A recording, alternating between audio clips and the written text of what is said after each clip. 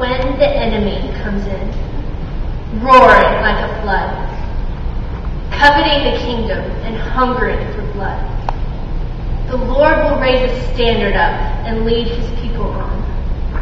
The Lord of hosts will go before, defeating every foe. Defeating every foe. For the Lord is our defense. Jesu, defend us. For the Lord is our defense. Jesu, defend. I feel very privileged to stand before you today as a representative of the incredible class of 2008. Our class is remarkable because we are each very different. Yet God has held us together and unified us this year for his purposes.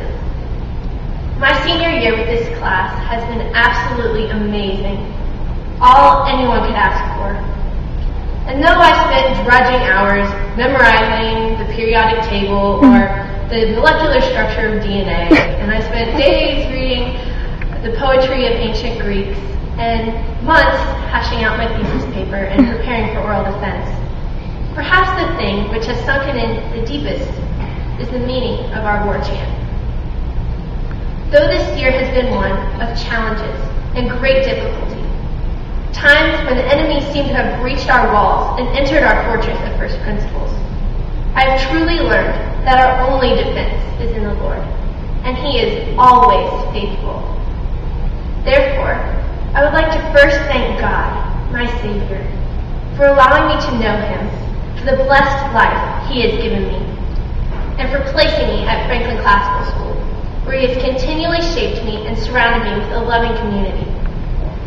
Next, I'd like to thank my family and my parents for teaching me the very meaning of life, for skipping with me in the fun times and holding me up in the hard times, and for constantly supporting, encouraging, guiding, and being living examples of how to walk in godliness.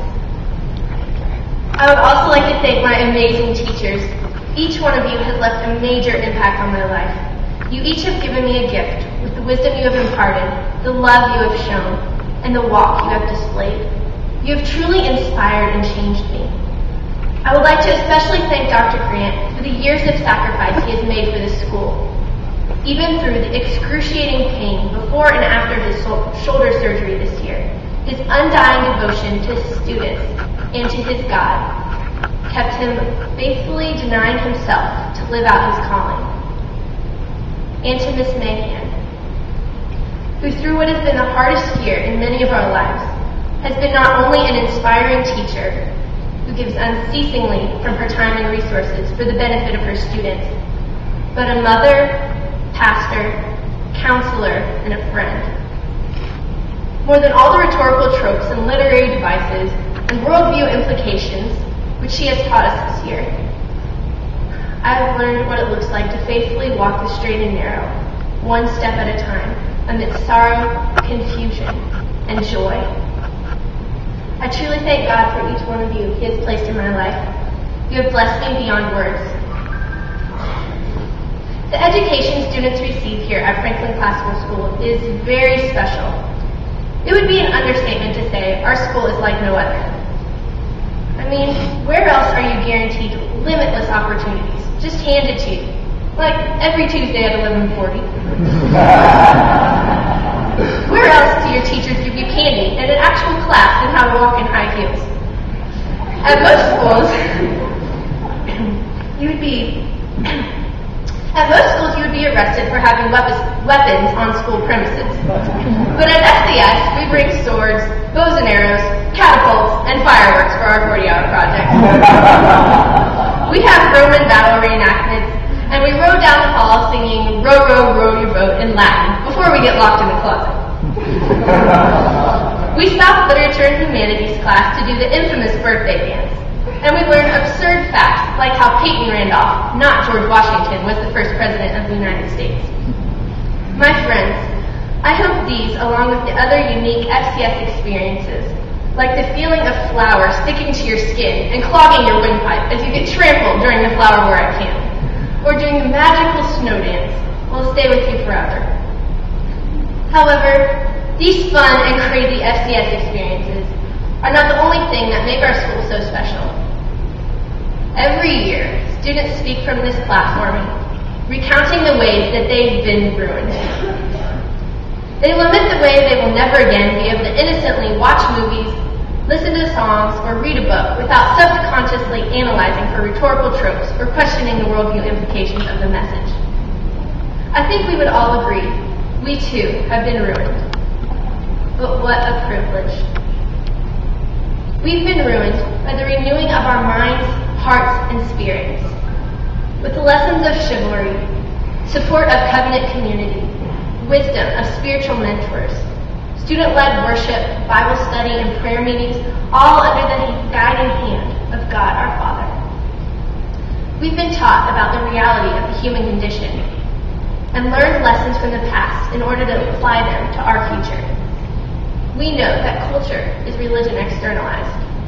The devil has no stories, and the gospel is the standard for what is good, beautiful, and true. We know that history is not just dates and dead people, but it is truly his story. And in the end, it is this Christ-centered and Christ-powered education that truly defines a Franklin Classical School education. And for that, I'm eternally grateful. My classmates, as we step forward in faith on the next page of our story, I charge you not only to remember the lessons we've been taught, as if you could ever forget that ideas have consequences and worldviews matter, but actually living out these and all the other lessons we've learned is a much harder task. And as much as I hope you use all the lessons you've learned in the classroom, I hope just as much that you remember and apply what you've experienced here. I hope you all will always remember the joy in the relationships and the perseverance and trust we've had to hold on to on occasions such as oral defense. And most of all, remember the times this year we've seen God move. Remember the occasions of prayer and weeping on our faces before the Lord. And remember that every time He heard our cry and picked us up and carried us through. Remember Junior Senior Retreat. Remember Kings Mountain Camp. Remember the places and the faces in which you saw His awesome power and still small comfort. I pray that all these experiences won't merely become nostalgic mementos, but will become living memories you return to often and use to shape your future decisions. As we go out and infiltrate this world, remember how your identity, comfort, meaning, courage, discernment, and action are defined. So when you are faced with hard decisions, adversity with nowhere else to turn, then you can, like Martin Luther, stand and say, "Here I stand. I can do no other. God, help me." And know that that is enough. We have the power to change this world. Like Martin Luther, like William Wilberforce, like Gerhard Rota, Tertullian, Augustine, and Athanasius, a willing heart is God's only requirement. I pray you all will give it all to Him. For as God is teaching me, half-hearted devotion is not real devotion at all. Only when we completely surrender to Him can we find true life. God says it most simply in Amos 5:4. Seek me and live. Now, my brothers and sisters, as you go into the world to fulfill your calling, I charge you, seek ye first the kingdom of heaven and His righteousness, and all these things shall be added unto you. I love you all.